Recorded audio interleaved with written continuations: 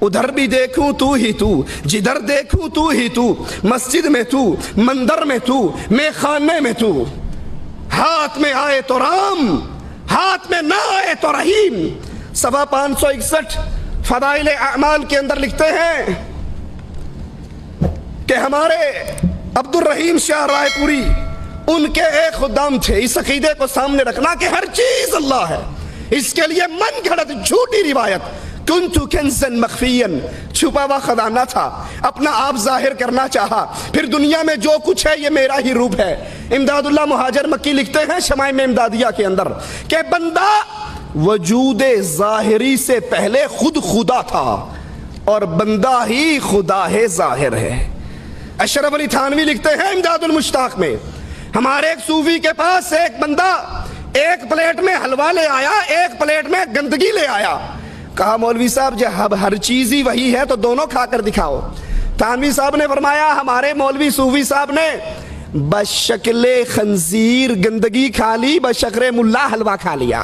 کہا وہ بھی وہی ہے، وہ بھی وہی ہے، ادھر بھی تو ہے ادھر بھی تو ہے۔ بے تیدی گال نہ کرمائی، مینو الف دی سمجھ نہیں آئی، میم دا برخا پا کے احد احمد وچ اتر آئی۔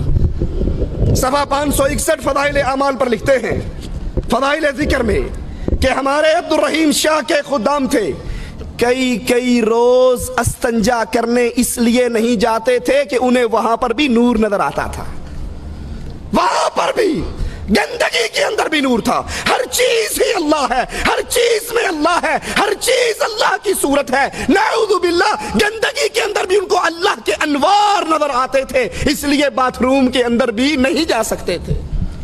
یہ کفر، یہ شرک، یہ کفر و شرک تو آپ کو یہودیوں کے گھر سے بھی نہیں ملے گا، یہ کفر تو شیعوں کے گھر سے ملے گا، جنہوں نے کہا تھا دما دم مسکل اندر علی کا پہلا نمبر، علی دم دم کے اندر، ہر چیز کے اندر علی، ہر چیز کے اندر علی، ہر روح کے اندر علی۔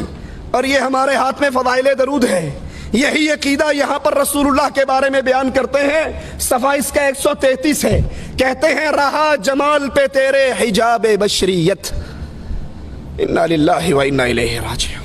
اے رسول صلی اللہ علیہ وسلم آپ بشر بن کر آئے تو حقیقت کیا تھا؟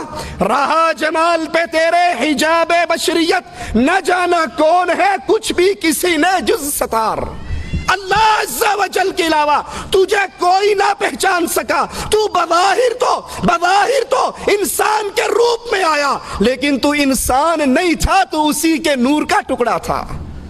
ایک مولوی صاحب لکھتے ہیں تذکرہ غوثیہ کے اندر کہ اللہ کے رسول صلی اللہ علیہ وسلم نے جبرائیل سے پوچھا وہی کہاں سے لاتے ہو؟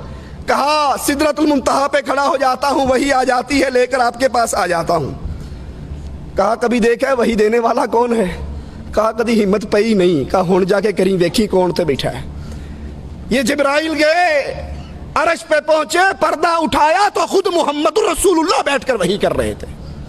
رہا جمال پہ، مولوی ذکریہ صاحب فضائل درود صفحہ 133 کتب خانہ فیضی، رہا جمال پہ حجاب بشریت، اے نبی آپ بشریت کے پردے میں آئے لیکن بشر نہیں تھے۔ یہ صفحہ 223 ہے فضائل حج کا۔ کہتے ہیں پیر جنید بغدادی بیت اللہ کا طواف کر رہے تھے، ایک لڑکی نوجوان وہ بھی ساتھ طواف کر رہی تھی۔ طواف کرتے کرتے کہنے لگی جنید اللہ کا طواف کرتے ہو یا بیت اللہ کا طواف کرتے ہو؟ کہنے لگے نہیں میں تو بیت اللہ کا طواف کرتا ہوں۔ آسمان کی طرف منہ کر کے کہتی ہے اللہ یہ کیسے پتھر دل لوگ ہیں جو پتھروں کا طواف کرتے ہیں، میں تو تیرا طواف کرتی ہوں۔ یہ بیت اللہ بھی اللہ ہے، یہ گندگی میں بھی اللہ کا نور ہے، محمد بھی اللہ ہے۔ اور مولوی ذکریہ کہتا ہے جو تو ہے وہ میں ہوں، جو میں ہوں وہ تو ہے۔ یہ عقیدہ وحدت الوجود کا عقیدہ، کفر کا عقیدہ ہے، شرک کا عقیدہ ہے۔ اس عقیدے نے، اس فضائل اعمال نے اس امت اسلام سے توحید کو چھینا۔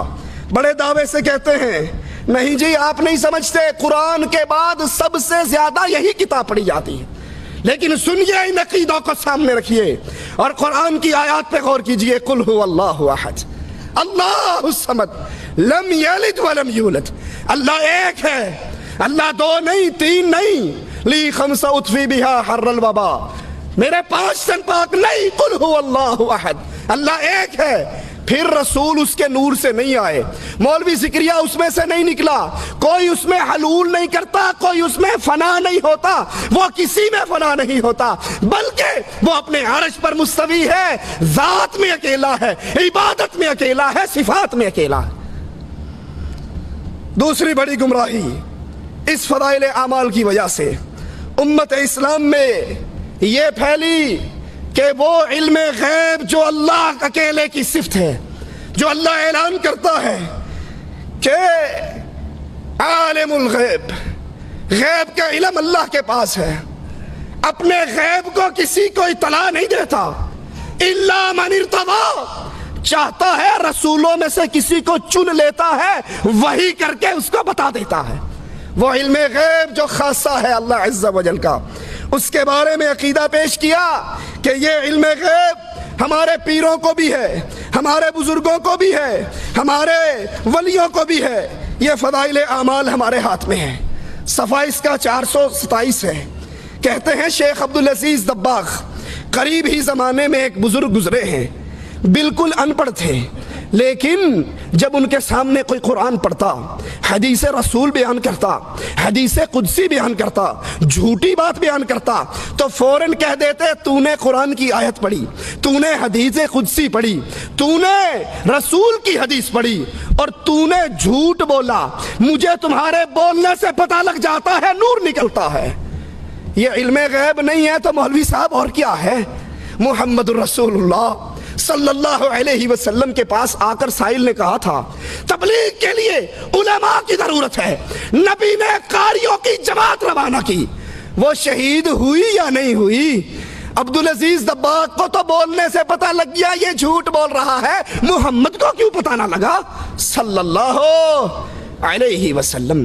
نبی کی بیوی، مومنوں کی ماں عائشہ رضی اللہ تعالی عنہا، مومنوں کی ماں، اور جو اس کو ماں نہیں مانتا وہ مومنوں کی لسٹوں میں شامل،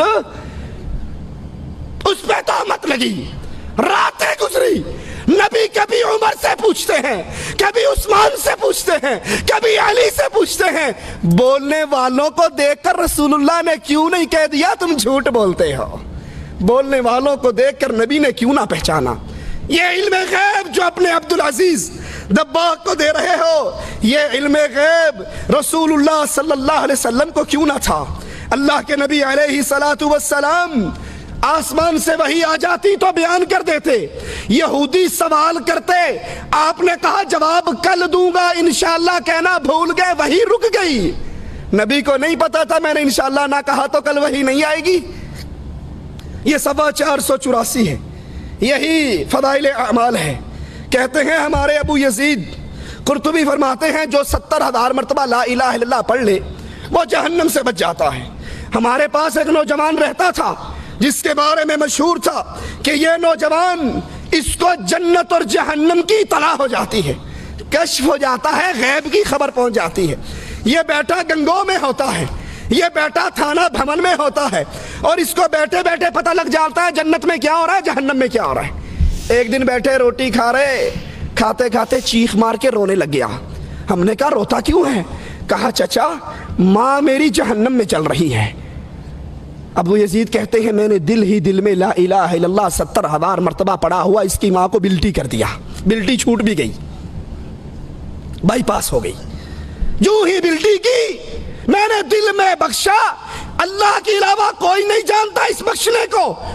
ہنسنے لگ گیا، کہا بابا پیر صاحب ماں کو جہنم سے نکال کے جنت میں بھیجا جا رہا ہے۔ یہ علم غیب جو تمہارے اس چھوکرے کو تھا، یہ علم غیب رسول اللہ کے صحابہ کو نہ تھا۔ ایک صحابی کو تیر لگا، گر گئے، ساتھیوں نے کہا اس کو جنت مبارک ہو۔ آقا نے کہا تم جنت کی بات کرتے ہو، اس نے خیبر کے مال غنیمت میں سے جو 2 چادریں اٹھائی تھی، اللہ دکھا رہا ہے وہ چادریں آگ بن کے اس کو لپیٹ چکی ہیں۔ یہ علم غیب کہ جنت میں کیا ہو رہا ہے، جہنم میں کیا ہو رہا ہے، یہ اللہ کے علم میں ہے۔ اللہ چاہتا ہے اپنے نبی کو دکھا دیتا ہے۔ یہ غیب کی خبریں پیر ملا صوفی کے پاس نہیں ہوا کرتی۔ صفحہ 437 ہے۔